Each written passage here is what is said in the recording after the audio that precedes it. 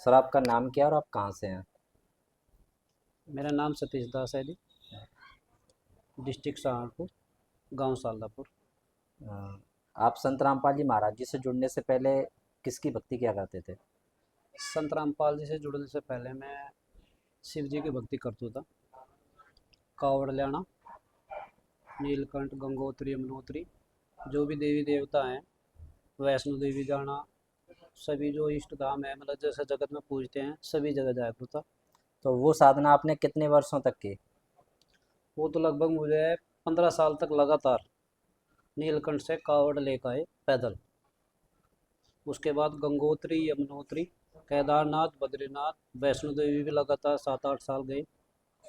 तो आप शंकर जी के इतने बड़े पुजारी हुए हैं, फिर आपने संत रामपाल जी महाराज जी की शरण में कैसे आए?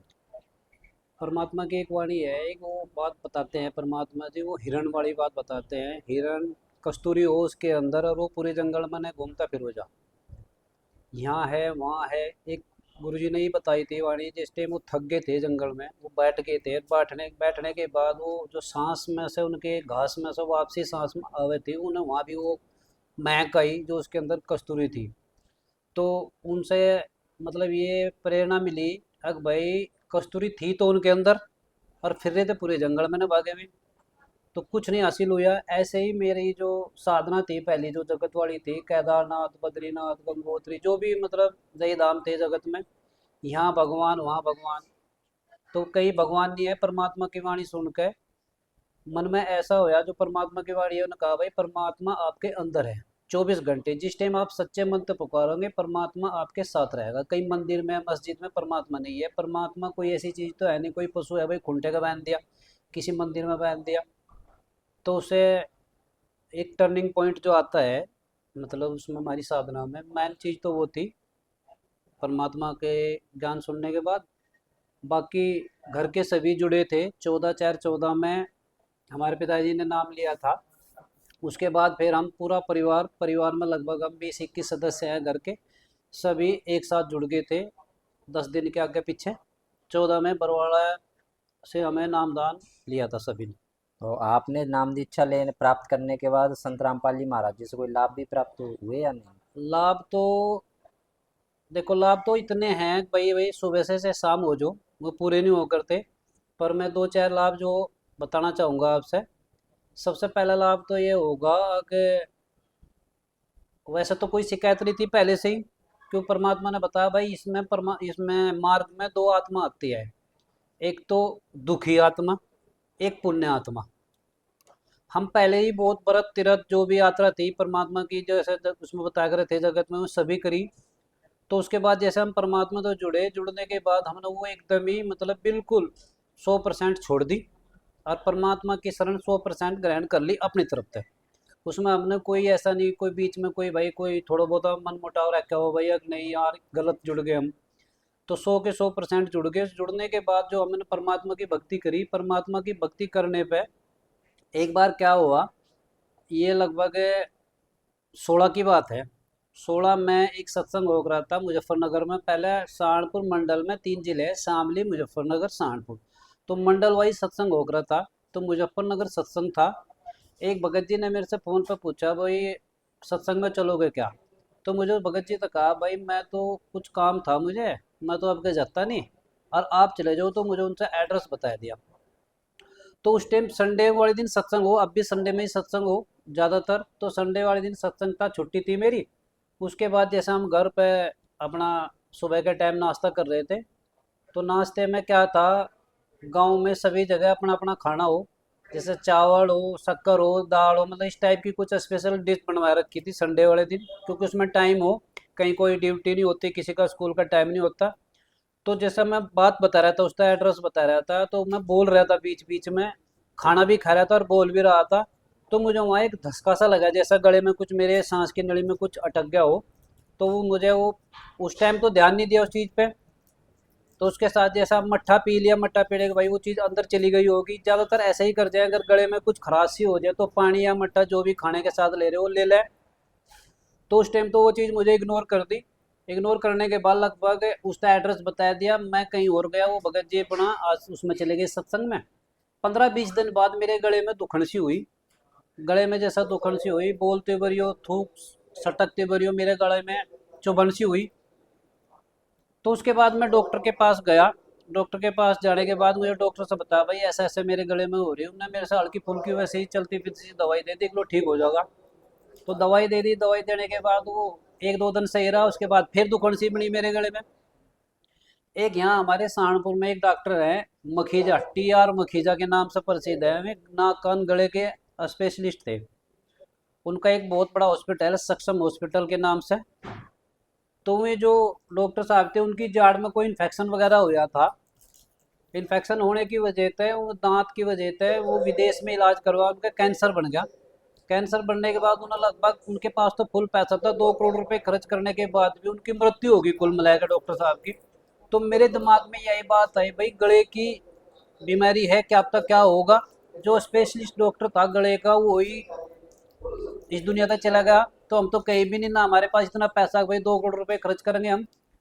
तो उसके बाद दिन रात मैं उस डॉक्टर तक सोचता रहा, भाई डॉक्टर तो बता, 2-4 बार बता, वो कोई आराम नहीं हुआ। जब आराम नहीं हुआ, भक्ति कर ही रहे थे, फिर ऐसे ही परमात्मा प्रेरणा हुई। प्रेरणा होने के बाद परमात्मा ने दंडवत प्रणाम करा। दंडवत प्रणाम करने के बाद परमात्मा से प्रार्थना लगाई, परमात्मा अभी मैं मरना नहीं चाहता, अभी तो बहुत लंबा सफर है। देखो पता तो होता नहीं किसी का कितना टाइम है, पर उसके बाद मन मन में ये चीज़ सोचते रहते भाई अभी नहीं, अभी तो बहुत कुछ करना, अभी मरना नहीं चाहता गले की वजह से। तो दिमाग वहाँ भी काम कर रहा था कि भाई वो डॉक्टर मर गया तो हम तो बचने को कोई मतलब ही नहीं है, हमारे पास तो इतना पैसा भी नहीं है कि भाई हम 2 करोड़ रुपए खर्च कर देंगे। तो उसके बावजूद डेली दंडवत प्रणाम करना, अमृत जल लेना, प्रसाद लेना, ये हमने अपना प्रक्रिया शुरू कर दी, परमात्मा की भक्ति बढ़ा दी। तो जब 1 महीने के बाद की बात है, पूरा 1 महीना हो गया उस प्रक्रिया ने, जो हमारे जो साथी थे, वे नाक कान गले का ही डॉक्टर थे, वे उसी के पास रह करे थे, जो डॉक्टर साहब थे मखीजा। तो उनके पास गया मैं, उनसे बताया भाई मेरे गले में कुछ है, अगर तेरे बस का हो तो ठीक है, नहीं तो मैं कहीं और जाऊँ। तो उसके बावजूद मुझे उससे फाइनल कर दिया, मगर भाई आज मेरा गला ठीक होना चाहे कुछ भी हो। तो जैसे ही वो आया मैं उसके पास गया, मुझे अपना गला दिखाया। गला दिखाने के बाद उसने गौर तक कहा मुझे, उसने भाई आराम तो देख, अगर तेरे बस का ठीक नहीं तो मैं कहीं और जाऊँ। मैंने वो बोला नहीं कोई बात नहीं, घबराने की बात नहीं। मैं कहा भाई मुझे दिक्कत हो रही, मुझे नींद भी नहीं आती सबूत रहा। तो जैसे ही उनने मेरा गला चेक करा, मेरे गले में एक बीचों बीच बिल्कुल जैसा, कैसा बताऊं, लगभग 1-1.5 इंच के करीब एक तार था। तार जो बारीक सा तार होता है, जैसे जाली वगैरह होती है ना, ये इसके विंडो पे जाली लगाए तो उसका एक सिंगल तार हो, वो बीचों बीच खड़ा था। तो उसने अपने इंस्ट्रूमेंट तो तार निकाल लिया। तार निकालने के बाद उन्होंने मेरे से दिखाया। 1 महीने तक वो गले में मेरे खड़ा रहा। उसके बाद जिस टाइम उन्होंने दिखाया, मुझे उस तरफ दिखाने से पहले ही कह दिया था, मैं कहा आज परमात्मा तो मैं अरदास लगाई, परमात्मा ने प्रार्थना करी मुझे, भाई आज मुझे या तो इधर हो गया उधर हो, कुछ न कुछ हो गया तो मैं ठीक होऊंगा या नहीं, कुछ बात बढ़ेगी। तो उसने मेरे तक कहा, बोले वाकई भाई जिस टाइम उन्होंने तार निकाला मेरे गले में, तक वाकई आपके परमात्मा में इतनी शक्ति है। 1 महीने तक वो तार मेरे गले में बीचों बीच खड़ा रहा, ना वो अंदर गया ना वो बाहर आया। तो उसके बावजूद जैसा वो निकाल लिया, उन्होंने निकालने के बाद मुझे उससे पहले कह दे भाई मुझे दवाई की जरूरत नहीं है। मुझे 50 पैसे की भी उसमें तो कोई दवाई नहीं ली। हकीकत बात है, बिल्कुल 100% सही है, 50 पैसे कोई दवाई नहीं, मैं बिल्कुल ठीक हो गया। ये परमात्मा ने इतना बड़ा चमत्कार करा मेरे साथ। तो एक तो चमत्कार ये था। दूसरा चमत्कार क्या था, अब हम जैसा हिसार तारीख पर जाया करे थे, हम सभी अपने घर के जाए गए, 2-3 गाड़ियों में जाया करे थे, उधर से जैसा लेट हो जाए थे, तो यमुनानगर बाईपास नया नया बना गया था। तो उसमें कहीं रास्ते में कोई पुड़िया वगैरह थी, कहीं ठीक था। तो गाड़ी जैसा आगे पीछे चल रही थी, मेरे आगे दूसरी गाड़ी थी, तो वो धूल धाल ठा रखी थी उनने, उसमें रास्ते दिखा नहीं हो। तो गाड़ी एकदम जैसा ही उसमें आई कच्चे पर, वो एकदम नीचे बैठ गई अगली तरफ से। मैं खुद चला रहा था गाड़ी, तो मेरे दिमाग में एकदम काम करा, मैं कहा गाड़ी के अगले पहिए निकल गए दोनों। गाड़ी जब नीचे टिक गई, आगे चली ही नहीं, देखा उतर के उतरा ही नहीं, कहा उसकी खिड़की भी अड़ गई बराबर साइड में था। तो लगभग ऐसा टाइम हो रहा था कोई 7:30 का, थोड़ा अंधेरा सा हो रहा था। तो जिस टाइम बाहर निकले, बाहर निकलने के बाद चोट हमारे बिल्कुल नहीं लगी, गाड़ी 70-80 की स्पीड पे थी। घर के और जो थे, मैं सभी आगे निकल के थे। तो उनसे फ़ोन करा, भाई ऐसा ऐसा बात होगी, बोला कोई बात नहीं आराम से आ जाओ। तो गाड़ी हमारी निकली नहीं, जैसे ही दोबारा हटकर निकालने का प्रयास करा, उसके पहिए ऊपर घूम रहे थे, फिर ध्यान से देखा, मगर पहिए निकल गए इसके, तो दिखे या इंजन निकल गया, कुछ भी ऐसी हरकत नहीं कर रही थी वह गार लगाने के बाद भी आगे पीछे हो जाए। तो जैसे ही सोच ही रहे थे हम वहां से, तो एक बुजुर्ग से ऐसे कोई लगभग, मतलब ये बात लगभग 10 साल पहली बात होगी, 10 नहीं 8 9 साल पहले बात होगी। तो लगभग 60 65 साल की एज के एक बुजुर्ग से आदमी एक मोटरसाइकिल पर गए, इधर से यूपी से जैसे हरियाणा के लिए गए, हमारी गाड़ी के अलावा ऑटोमेटिक रुके अपने पास। रुकने के बाद बोले क्या बात होगी, हमने कहा मगर जी ऐसे ऐसे होगी और गाड़ी मेरी यहाँ फंस गई। वो बोला कोई बात नहीं, और बैठो आप गाड़ी में, मैं भी बाल बच्चोदार आदमी हूँ, घबराओ ना आप, परिवार है मेरे भी, और आप गाड़ी निकाल लो, हम निकालने की कोशिश करें, मगर ये नहीं निकलती। हमने कुछ तो पहले प्रयास कर लिया था, तो गाड़ी जैसा, वो बोले मेरे से, बोले नहीं आप गाड़ी इसमें बैठो और गाड़ी स्टार्ट करो। मैं बोले जी मैं 4 बार मुझे निकाल के देख ली, निकलने या निकलती नहीं गाड़ी, या तो कोई गाड़ी गुड़ी मंगानी पड़ेगी, या और 2 4 कोई इकट्ठे होंगे उसके बाद गाड़ी निकलेगी। तो उन्होंने कहा कि नहीं कोई बात नहीं। तो एक लड़का था मेरे वाला, और एक वो, उन्होंने अपना आगे से गाड़ी धकाई और मैं गाड़ी चलाई, गाड़ी तुरंत बाहर निकल गई। तुरंत बाहर निकलने के बाद गाड़ी स्टार्ट तो हो ही रही थी, तो बाहर निकलने के बाद वो बोले जाओ अब कोई दिक्कत नहीं है, मगर ये तो खराब हो रही है गाड़ी। बोला नहीं कुछ नहीं है, थोड़ी दूर चल के ठीक हो जाएगी। तो हम उस टाइम तो उसकी पूरी बात मानते रहे। जैसे ही हम आधी किलोमीटर चले नहीं, वह गाड़ी हमारी बिल्कुल फिट होगी कतई। उसके बाद भी हमने उसमें 50 पैसे नहीं लगाए या कोई कमी नहीं आई उसमें। तो फिर हमने रास्ते में या घर आने का सोचा, अब भाई एक बात समझ में नहीं आई, रास्ता चल रहा था, आने जाने वाले थे, कोई पूछता ही नहीं रास्ते में जब एक्सीडेंट हो जाए। तुम ये कौन थे जो हमारे पास अपने आप रुके, हमने रोक के नहीं, अपने आप रुके, मोटरसाइकिल रोक का हेलमेट रख के उन्होंने कहा भाई क्या बात होगी, उन्हें अपना पूरा परिचय दिया, भाई मैं भी बाल बच्चोदार आदमी हूँ, तुम भी कोई बात नहीं घबराओ ना, और क्या हो गया, हमने अपनी बात बताई, गाड़ी निकल गई ऐसे ऐसे फंस गई। बोला नहीं कोई बात नहीं निकल जाएगी या तो गाड़ी निकल गई। गाड़ी निकलने के बाद आए गए, घर बैठ कर एक कोई 50 पैसे नहीं लगे, हमने बहुत सोचा। तो हमने बाद में फिर जैसा ही, मतलब थोड़ा सा, मतलब हम उस टाइम जो हमारा हादसा हुआ था हमारे साथ, मतलब उसमें घबरा से रहे थे। घबराने के बाद घर आने के बाद हमने थोड़ा सा आराम से बैठ कर सोचा। फिर हमने मतलब ऐसा सोचा है कि परमात्मा खुद चल कर आए, और परमात्मा चल कर आने के बाद हमारी गाड़ी निकलवा कर गए, ना कोई चोट लगी और ना कोई पैसा लगा उसमें। तो एक बहुत बड़ा चमत्कार था। 70 80 की स्पीड पर गाड़ी अगर कहीं ठुक जाए तो कुछ ना कुछ तो उसमें जरूर होगा। तो आपको जो दोनों लाभ हुए हैं उन दोनों लाभों से आपने संत रामपाल जी महाराज जी से जो प्राप्त हुए हैं, आपने सोचा कि पहले मेरी जान बचाई संत रामपाल जी महाराज जी के शरण में नहीं होता तो मैं ख़त्म हो जाता उस टाइम पे। तो इस बारे में आप क्या कहना चाहेंगे कि जो लोग आज भी संत रामपाल जी महाराज जी के बारे में जो सोचते हैं कि संत रामपाल जी महाराज जी कुछ ऐसे नियम बताते हैं जो कि नहीं कर पाते हैं, तो वो ऐसे क्या नियम है जिनको लोग कहते हैं कि हम नहीं कर पाते? नहीं देखो भगत जी, नियम नहीं, नियम तो कुछ नहीं है, करने वाले के लिए तो कुछ नहीं है, और जिसने नहीं करना उसके लिए सब कुछ है। क्या बताते हैं हमें परमात्मा, भाई जो साधना बताते हैं या भक्ति बतावे जो हमसे, जो हम करते हैं वो शास्त्रों के अनुसार बतावे। जो हमारे शास्त्र हैं तो उसके अनुसार भक्ति बतावा है। अगर शास्त्र गलत है तो भक्ति भी गलत है। जब शास्त्र गलत नहीं है तो भक्ति का कोई मतलब नहीं है गलत होने के बाद। एक तो शास्त्रों के अनुसार भक्ति बताते हैं, दूसरी बात बताते हैं भाई जो आजकल जैसा समाज में बीड़ी सिगरेट नशा, जो युवा वर्ग है लगभग 15 16 साल के बाद ही वो नशे में उतर जाए पूरा जोर लगा के, कहीं से चोरी करागा, कुछ भी करागा, पैसे चुराओगा, वो नशा जरूर करागा। एक नशा नहीं करने देते भाई, नशा छोड़ दो, ये चीज़ गलत है, चाहे वो दारू का नशा हो या चाहे वो बीड़ी सिगरेट का नशा हो या। दूसरी चीज़ है नियम, जो देवी देवता है, मतलब वो बताया गया भाई जैसा पहले साधना कर रहे थे, अब भाई वो उस तरीके से नहीं करनी। जबकि हमारे परमात्मा बताते हैं जो ये देवी देवता है, ब्रह्मा विष्णु महेश हैं, शेरावाली है गणेश जी है, इन्हीं की पूजा बताते हैं, पर उसकी विधि अलग है। जो विधि है वो शास्त्रों के अनुसार है। ऐसा नहीं है कि कहीं का कहीं मनमाना आचरण कर लिया, आज शाकुंभरी याद कर ली, कल वैष्णो देवी याद कर ली, आज बद्रीनाथ और कल केदारनाथ, तो ये चीज़ नहीं होती उसमें। उसमें सिर्फ पूर्ण परमात्मा जो हमारे बताते हैं वो शास्त्रों के अनुसार भक्ति बताते हैं, इन्हीं देवी देवताओं की भक्ति बताते हैं, उनका मंत्र है जो हमारे शास्त्रों में लिखित में है उसकी भक्ति बताते हैं। और ऐसा कोई नियम कुछ ऐसा नहीं है कि भाई कोई हमने हमारे पर नहीं चलता। तो आप संत रामपाल जी महाराज जी से जो लोग जुड़ना चाहते हैं वो कैसे जुड़ सकते हैं? नहीं, हमारे जो आजकल तो देखो सोशल मीडिया का जमाना है, हमारे यहाँ से हिंदुस्तान में घर घर सब पे मोबाइल है। बच्चा चाहे वो कम पढ़ रहा है चाहे ज़्यादा पढ़ रहा है, पर बड़ा फ़ोन सबके पास है।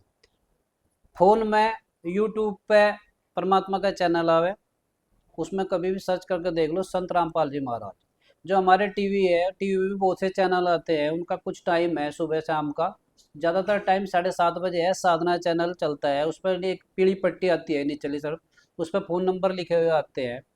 वो फ़ोन नंबर पर संपर्क करो। मैंने जैसे सहारनपुर से या मुजफ्फरनगर से कहीं से संपर्क करा उस नंबरों पे, फिर मैं बताऊंगे कहाँ से बोल रहे, फिर बताऊंगा भाई मुजफ्फरनगर तो बोल रहे हैं, तो हमने नाम उपदेश लेना है, परमात्मा से जुड़ना। फिर मैं बताऊंगे भाई मुजफ्फरनगर में या शामली में इस जगह आश्रम है, आप वहाँ जाओ, ये नंबर भी दे देंगे वे।